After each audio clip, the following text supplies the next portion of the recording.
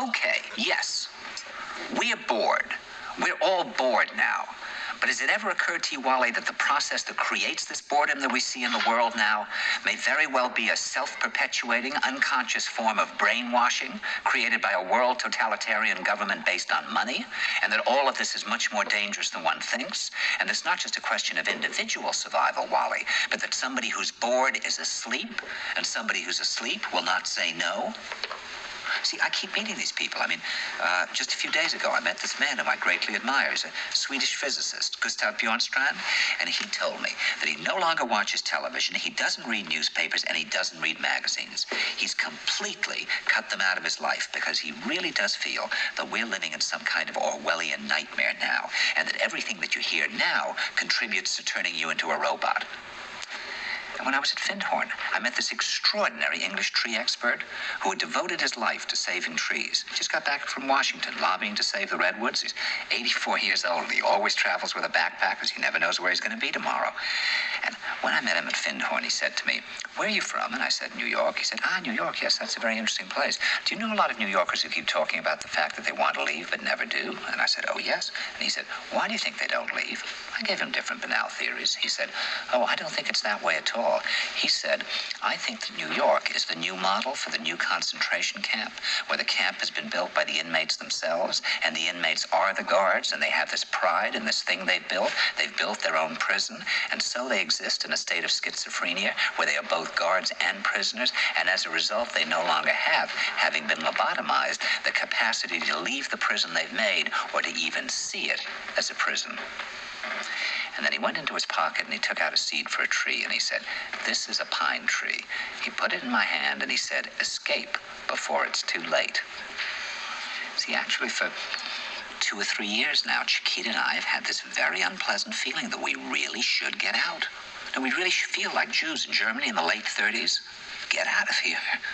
Of course, the problem is where to go, because it seems quite obvious that the whole world is going in the same direction.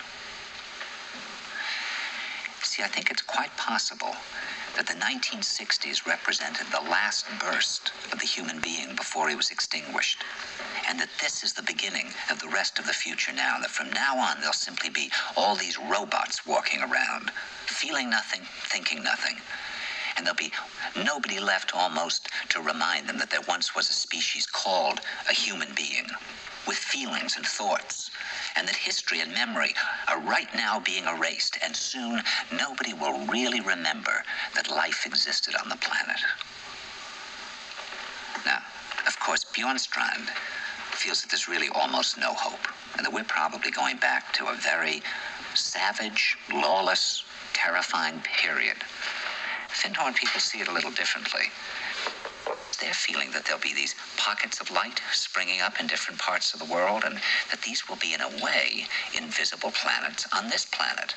And that as we, or the world, grow colder, we can take invisible space journeys to these different planets, refuel for what it is we need to do on the planet itself, and come back.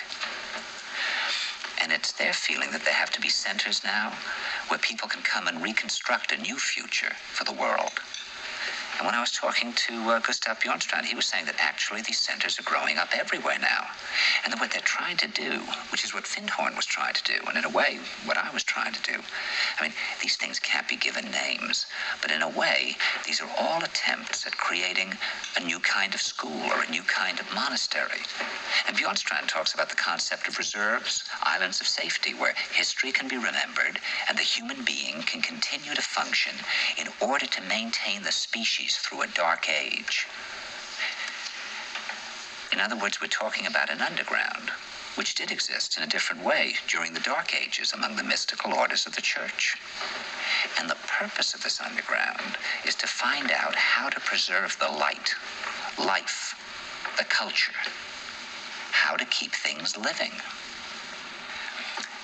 You see, I keep thinking that what we need is a new language. A language of the heart. Languages in the Polish forest where language wasn't needed.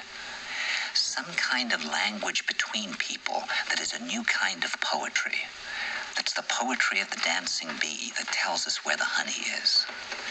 And I think that in order to create that language, you're going to have to learn how you can go through a looking glass into another kind of perception where you have that sense of being united to all things, and suddenly you understand everything.